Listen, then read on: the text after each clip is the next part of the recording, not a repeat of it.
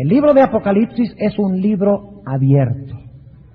Ahora la pregunta es, ¿a quién revela el libro de Apocalipsis?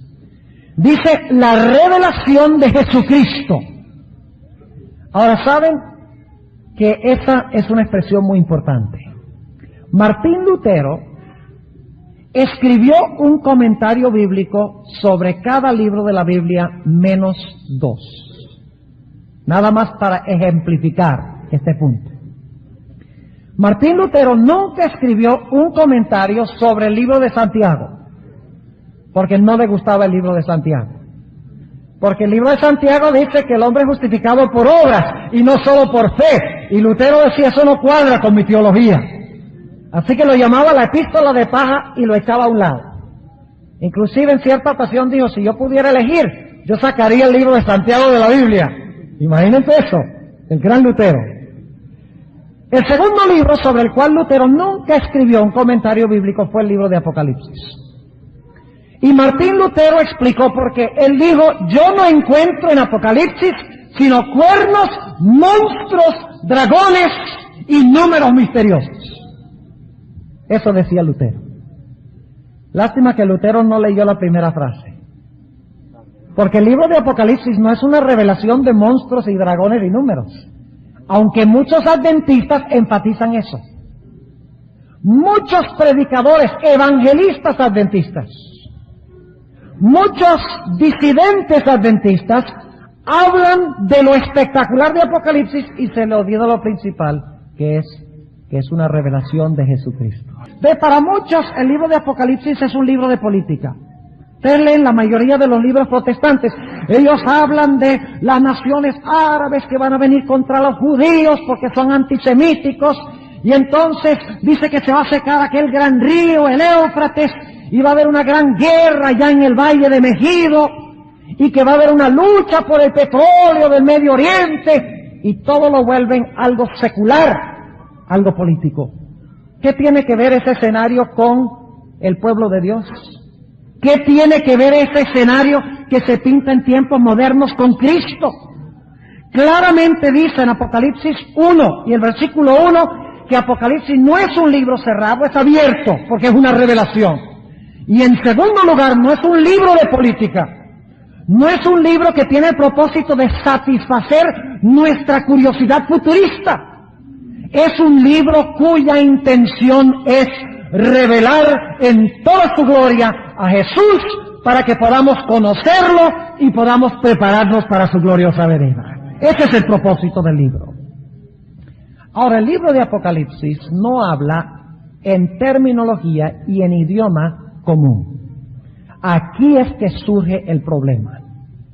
El libro de Apocalipsis es un libro que está saturado de lenguaje simbólico. Ahora, notemos lo que sigue diciendo el versículo 1. Y lamentablemente en la versión en español no sale esto, pero yo les voy a decir qué dice la palabra griega para que ustedes puedan entender. El versículo 1 nuevamente dice, la revelación de Jesucristo que Dios le dio para manifestar a sus siervos las cosas que deben suceder presto, y la declaró. Ahí está el problema. Esa palabra declaró no es una buena traducción. En la versión de King James, en inglés, la palabra que se usa es la palabra signified. O sea, la significó. Ahora, ¿por qué es importante esa palabra significó? ¿Qué es esa palabra significar? Significa, ¿qué cosa? Hablar por signos o señales. Es decir, que el libro de Apocalipsis habla en lenguaje, en símbolos, en signos, por así decirlo. Ahora, la palabra que se usa en el griego es la palabra semeion.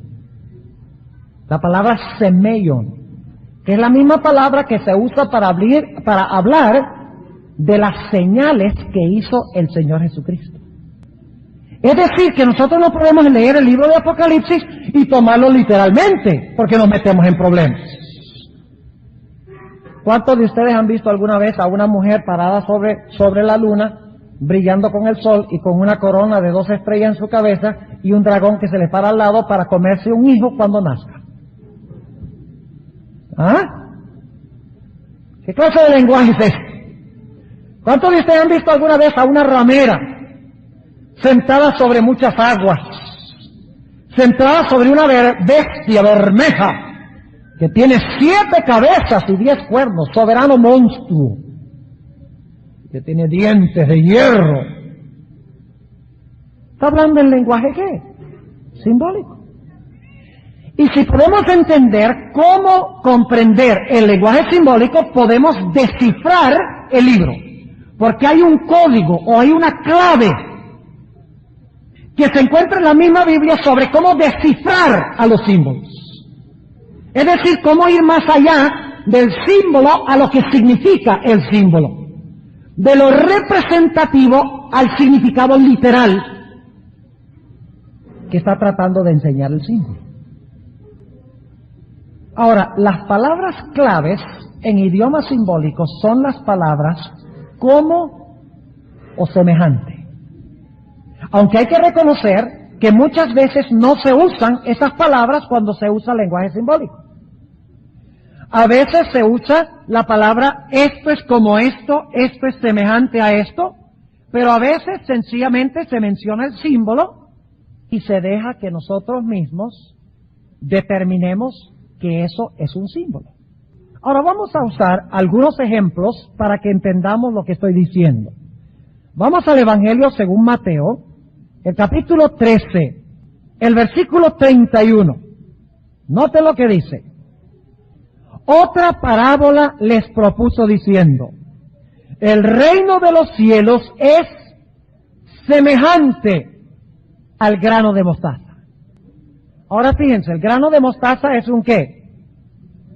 Es un símbolo. ¿El reino de Dios es un grano de mostaza? ¿Sí? ¿Es un grano de mostaza? No. Es como un grano de mostaza. Es decir, que su crecimiento es como la semilla de mostaza, que aunque es la más pequeña, se torna inmensa. Es decir, tenemos una comparación. El reino de Dios no es literalmente un grano de mostaza, sino que se está haciendo una analogía, una similitud, una comparación. Note lo que dice también el versículo 33. Otra parábola les dijo, el reino de los cielos es semejante a la levadura. Ahí está la palabra semejante otra vez. Semejante a la levadura. ¿Ahora el reino de Dios es levadura?